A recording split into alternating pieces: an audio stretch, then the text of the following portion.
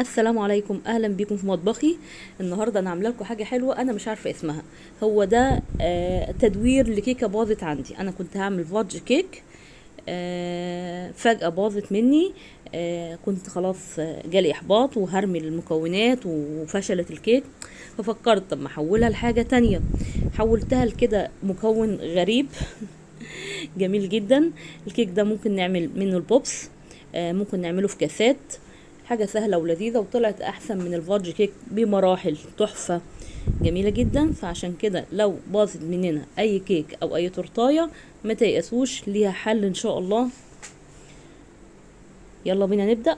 أنا هحط لكم مقادير الفادج وهشتغل بمقادير الفادج وفي جزء اتقطع من الفيديو، لكن الحمد لله المقادير كلها قدامكم اهي.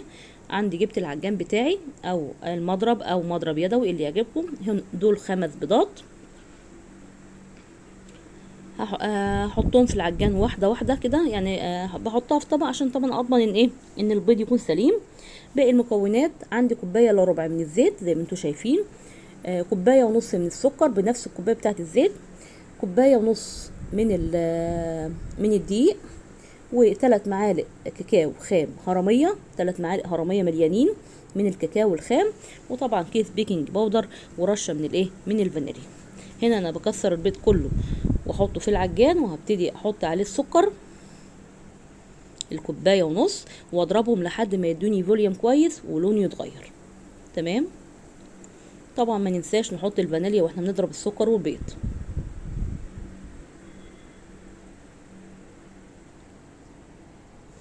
عندك فانيليا باودر حطي، عندك فانيليا سايله اللي يعجبك. انا استسهلت وقلت اعمل في العجان. كنت بعمل حاجات كتير وكان عندي ناس او ناس جايالي يعني. فانا قلت ايه، اشغل العجان وجنب ما بيضرب البيض كده اشتغل واعمل اي حاجه تانية. هنا البيض جاهز اهو. اول حاجه احطها بعد البيض هو الزيت. تمام. وبعد كده هنزل اخلط الدقيق والبيكنج باودر والكاكاو كلهم مع بعض، واحطهم مع خليط الزيت والبيض، واضربهم كويس، واحطهم في صينيه دي مقاس 24 دهنتها بالزيت كويس، وحطيت لها ورقه زبده تحت، ورشيت برضو ورقه الزبده قبل ما اصب الخليط الكيك.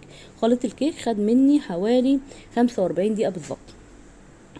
بعد ما تطلع كيك بردت تماما، بحضر الكريمه بتاعتها. نص كوبايه من اللبن، ونص كريم شانت كوبايه نص كوبايه سوري، نص كوبايه ميه ونص كوبايه لبن، وعليهم معلقتين من السكر. دوبت السكر بالمضرب كده، وبعد كده حطيت عليهم كوبايه من الكريم شانتيه الخام، واسيبهم يتضربوا لحد ما يتقلوا معايا. ده الكيك بعد ما برد وطلع وقلبته وريهولكم. ما شاء الله ريحتها حلوه جدا. لحد هنا الدنيا ماشيه تمام كويس قوي. تمام. تبقى تبرد تماما قبل ما نزينها. الكيك عندي هنا الكريم شانتيه اتضرب.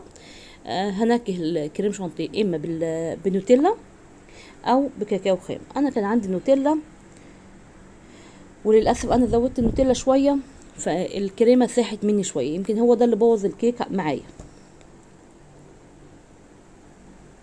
لو كنت حطيت كاكاو ممكن كانت مسكت شويه، بس قدر الله ما شاء فعل. زي ما قلت لكم النتيجه طلعت تحفه برضو. ما باظتش ولا خالص، ما باظتش خالص، يعني جميله جدا. اضرب الكريمه كده مع معلقتين الشوكولاته اللي هي القابله للدهن. زودت معلقه كده. الكريمه جاهزه. كيك الفادج بيتعمل طبقتين فقط لا غير، فانا هقسمها هنا طبقتين. شايفين الكيك ما شاء الله من جوه حلو ازاي، تحفه. انا نسيت اقول لكم ان بعد ما نضرب الكيك ونحط الدقيق، بنحط كوبايه الا ربع ميه سخنه، كوبايه الا ربع ميه دافيه. خلاص. هنا قسمت الكيك على جزئين.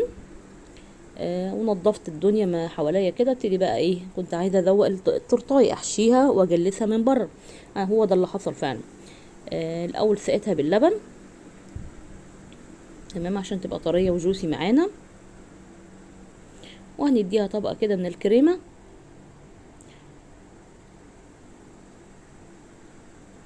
الكريمه انا مش عارفه كان فيها ايه الصراحه، بس الحمد لله قدر الله ما شاء فعل. اوزع كده الكريمه، وحطيت الطبقه التانية كده حلو قوي. اسقي الطبقه التانية برضو انا استخدمت الجزء الفوقاني من الكيك عملت قاعده، يعني عكست الايه الكيك. والجزء التحتاني هو اللي فوق ده اسقيها برضو لبن. ممكن نحط على اللبن كاكاو او معلقه من النوتيلا، او ممكن ميه وسكر برضو عادي هتمشي. احط بقى عندي بقى الكريمه. الجو كان حر كمان، فده ساعد ان الكريمه تسيح اكتر.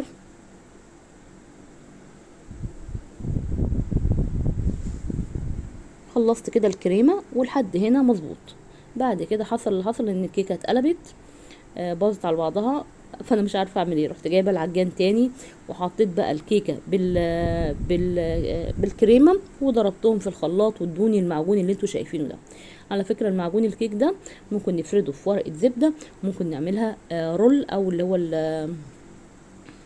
الكيك الرول اللي اسمه ايه ده، مش عارفه ايه مش عارفه اسمه ايه الصراحه.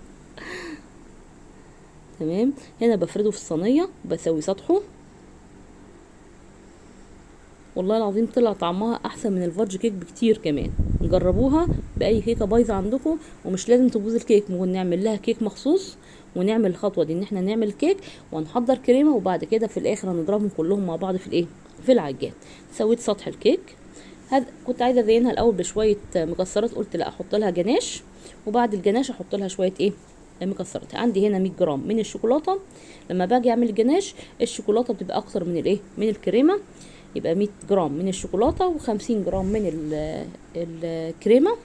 سيحتهم في الميكروويف، وابتديت اقلب الشوكولاته كده بالكريمه لحد ما الشوكولاته ساحت من سخونيه الايه الكريمه. حطيتها على وش الكيك. اسوي كده السطح. ما شاء الله حلوه اهي، مديها لمعه حلوه، وكانت مديها طعم ونكهه حلوين جدا.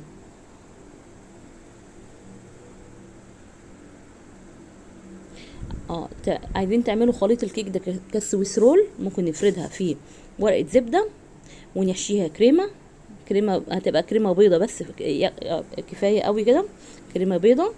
ونجلسها برضو بالجناش. خلصت توزيع الجناش كده على الكيك، خلاص شكلها حلو. اديها رشه كده من المكسرات، وانا كان عندي عين جمل لان كنت هعمل فادج طبعا، فكنت هزينه بعين الجمل.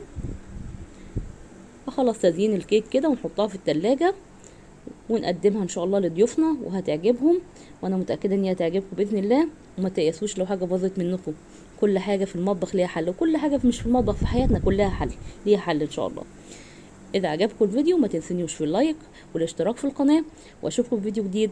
باي باي.